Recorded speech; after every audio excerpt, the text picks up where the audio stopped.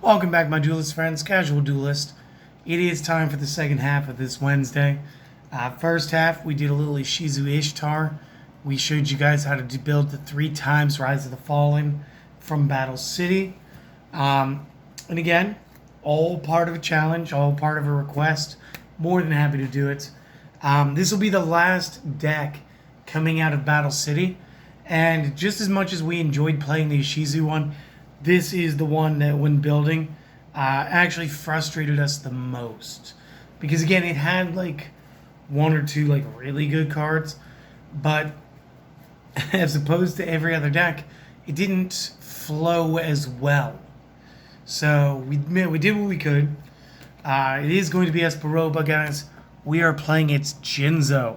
So the way this one works, Jinzo monsters we control are unaffected by opponent's skill cards. And this is almost not a thing. I don't know that many skill cards outside of American Bakura that actively target your opponent's cards. Because it was Inner Conflict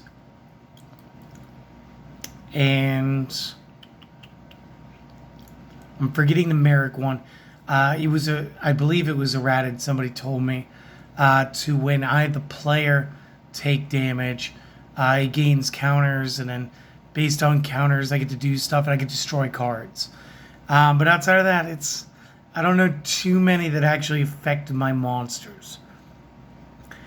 So weird, but maybe moving forward with the new GX midterms, this will be more and more relevant. Once per turn during the main phase, this is the reason we use this. If you control a Jinzo, you can look at 1 face-down card in your opponent's spell and trap, and if that card is a trap, you get to draw 1 card. So there is an optional draw. I did like this better than the Psychic Duelist, because I don't like paying my life points for weird effects. So it's Jinzo's fine. That's how we're going to play. First up, we're going to play De La Cuda, or Des La Cuda, depending on the actual pronunciation. I learned these as day, almost as though it were French, but I could absolutely be wrong. Look, I used to call Raigeki Raigekai because in my head that's what made sense. Once per turn, you can change this card back to face down defense. If this card is flip summoned, you can draw a card. So it kind of works like my Subterra Behemoths. They can dig down. We used to call this style flip flop. This card used to be really cool. I forget which set he debuts in. Somewhere around like Labyrinth of Nightmare or something. But really, really excelled with like the original clown controls in those slower paced decks like that. We do have another card that's going to work almost like this. It's going to be Swarm of Scarabs. Swarm of Scarabs on the flip summon will destroy an opponent's monster card. And then our last small guy is going to be the Mysterious Guard. We're going to play him at 3 as well. When his card flips, target 1 face-up monster on the field. Then if we control a face-up warrior, which we don't and won't, you can target an additional face-up card on the field. Place the first target on the top of the deck. Place the second target, if any, back to the hand, as long as you still control the face-up warrior monster to resolve. So again, that warrior monster has to be there. It's good for like spellcaster warrior, or like we used to call those the allied forces decks, because of the A forces continuous spell card.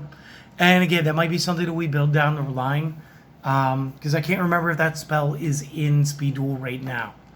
And if it is, I'm all for it. We could build something like that and show off like an old tech build. And then, of course, we're going to play 3 copies of Jinzo. Because, Jinzo, and also no traps. Again, he's pretty self-explanatory. There's no need to go into in-depth about him. He's big. He's 2,400. That's what you need to know. Now, going into this, we're going to play 3 copies of Creature Swap. Why Creature Swap? Well, once you've already got Jinzo, it's good to know that you can place any one of these smaller cards on the field and take your opponent's card, or your opponent simply just played a bigger monster card. If they did, then you may want to summon and take their monster card and start abusing it till you get back to where you can play another copy of Jinzo. So again, creature swap, putting in the work, very fun. Another good card that's going to help out with these types of effects, especially when you're going second, will be Hammer Shot. Hammer Shot destroys one attack position monster on the field with the highest attack. Again, I don't believe that this one targets. If I'm wrong, go ahead and correct me down there in the comment section. We'll pin it as top comment. And, this way it just helps out everybody else. Because if this can, or if this does not target, then this can actually take out cards like Obelisk. At which point, yeah, pretty good. Although I'd much rather creature swap him and take him for myself. Last up, we are going to use 3 copies of the Draining Shield. It's basically like negate attack. It only stops one attack, not the whole battle phase. If the opponent's monster declares an attack, flip this, target it, negate the attack. If you do, gain life equal to that target's attack. And again, this allows you to keep your monster, let's say it's De La Cuda or Des La Cuda. We'll stop the attack. Opponent passes. Our turn, flip, get the draw, and then we can choose to summon into Jinzo or do another move. Whatever you guys like. So again, this one plays a little more linear and just not as consistent. So again, least favorite of my builds. I still think this is the best formation that you're going to get, playing a 3-time structure with it. But it is what it is, guys. That said, I do hope that you guys enjoyed this. If you have, consider to subscribe, like, comment, share this with your friends. More importantly, go out, have a wonderful day. Guys, do the things that are fun. And that's all I can really ask.